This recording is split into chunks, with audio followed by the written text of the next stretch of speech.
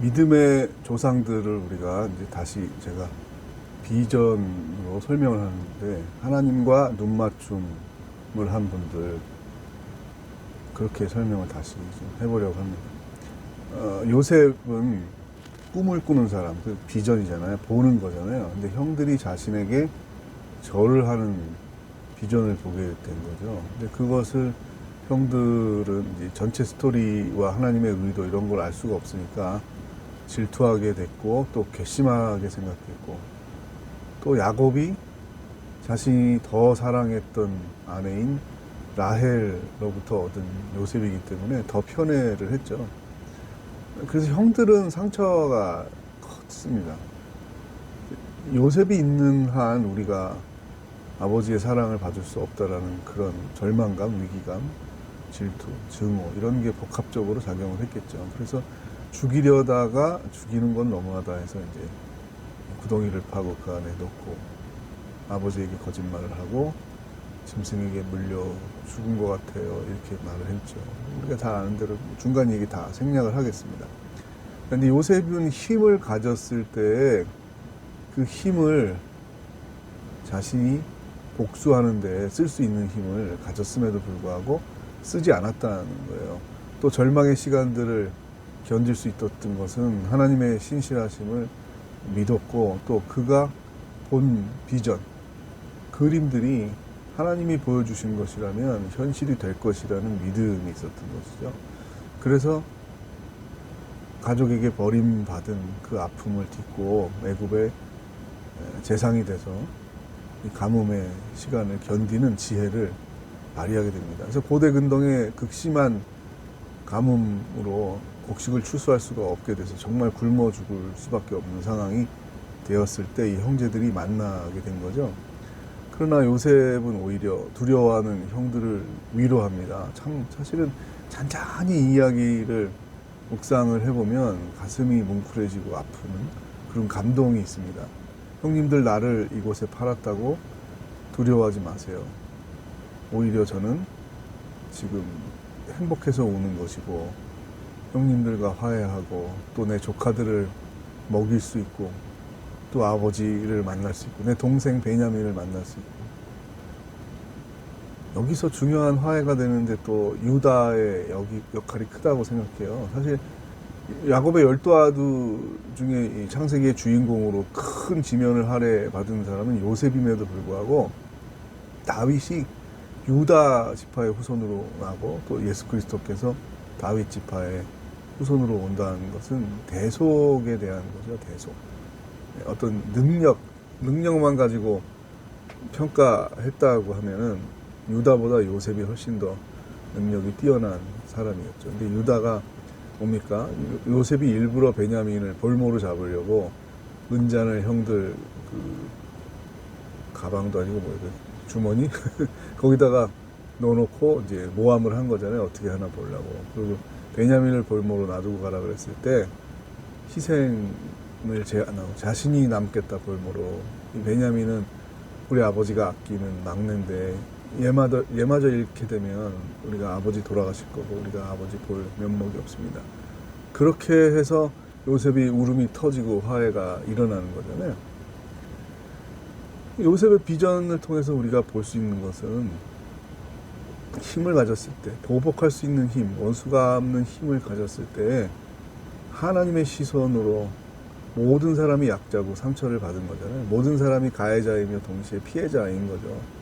이걸 크게 확대해 보면 저는 남북한의 지금 문제, 세계에서 유일하게 같은 민족이 갈라져 있는, 하나님 보시기에 가장 아픈 상처가 남북한이잖아요. 오늘도 지금 아침에 사이렌이 울려가지고 깜짝 놀래고 일어났어요. 무슨 미사일이 발사됐다고 대피하라 그래가지고 깜짝 놀래서 일어났는데, 아무튼 그 얘기 할 건 없고, 그 남북한의 화해가 되는 그 어떤 동기와 그 방향성을 이 요셉과 형제들의 화해 이야기, 이 비전의 성취를 통해서도 우리가 볼 수 있다고 생각을 합니다.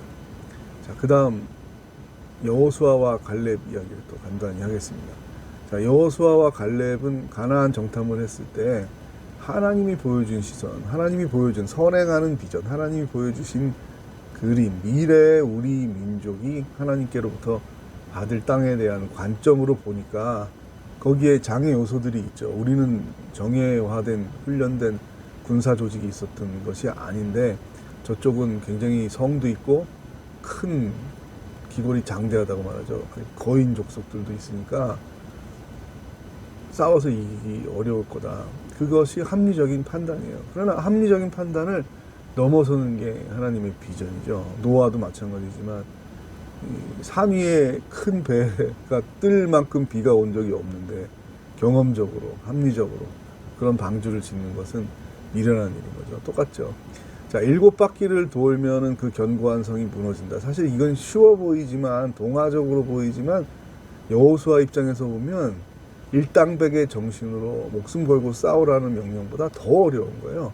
믿음은 쉬운 게 아니라 계속 강조하는 게 뭐죠? 더 차원이 높은 영역의 요구이기 때문에 하나님의 개입을 증거할 수 있는 일이기 때문에 훨씬 더 높은 수준의 일입니다. 어려운 것 이상의 일인 거죠. 여리고성 정복은 이해할 수 없는 인류의 역사상 전쟁 가운데 견고한 성을 싸우지 않고 함락했다. 무너졌다. 이거 어떻게 설명할 수 있겠어요? 하나님의 개입이라는 거죠. 이만큼 이 성의 한계를 뛰어넘는 비전의 성취, 역시 믿음과의 관계입니다. 그래서 히브리서 11장에 다시 믿음의 조상들의 비전을 믿음으로 설명을 하고 있습니다. 하나님께는 보이는 거죠, 미리. 여호수아가 순종해서 백성들과 함께 7바퀴를 돌면 성이 무너지는 그림이 보이지만 여호수아와 백성들에게는 안 보이죠.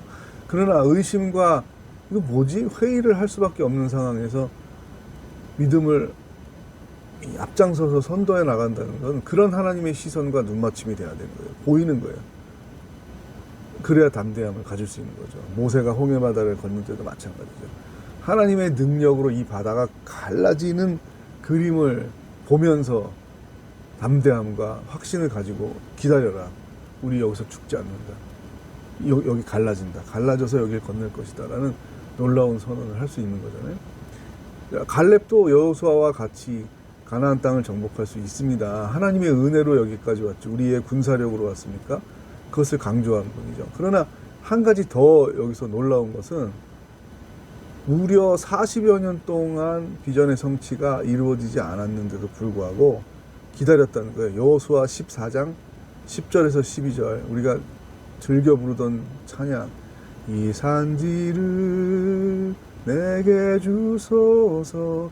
이 찬양이 여기 본문을 가지고 만든 찬양인데 오늘 내가 85세로 돼 모세가 나를 보내던 날과 같이 오늘도 내가 여전히 강건하오니 제게 40살에 보여주었던 이 산지를 제게 주십시오. 45년 동안 하나님이 주실 것을 믿고 포기하지 않고 절망하지 않고 기다렸습니다. 라고 말하는 게 지금 갈렙의 간구이고 기도이고 찬양이에요.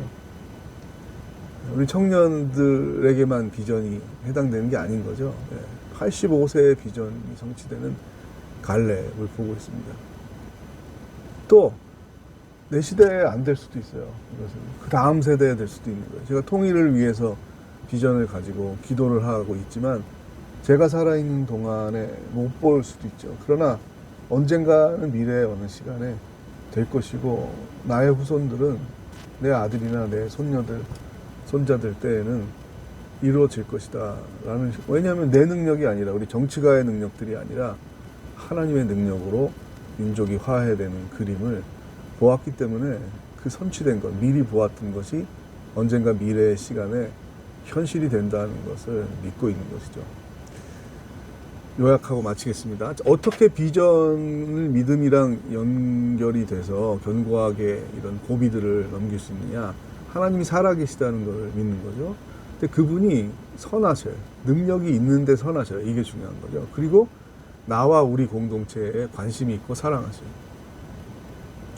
여러 고비들, 인간의 악함으로, 미련함으로 인하여 하나님의 비전이 더디 흐리게 보이고 걸림돌이 생기고 갈등이 생기는데 결국은 하나님의 선하심과 그 능력과 의지에 의해서 시간이 연장이 될 뿐이지 결국은 하나님의 평화의 비전들이 우리에게 주시는 샬롬의 비전이 성취가 된다는 겁니다. 45년을 굽히지 않고 그 비전을 바라본 것을 기다리고 믿고 그냥 막연히 기다리는 게 아니라 아직도 강권하온이라는 건 뭐예요? 내가 그 비전을 받으려면 술, 담배도 안 하고, 이제 예를 들은 거예요. 술, 담배도 안 하고 몸에 안 좋은 것도 줄이고 더 내가 건강하게 유지하면서 이 사명을 감당할 수 있게, 비전을 감당할 수 있게 해야지.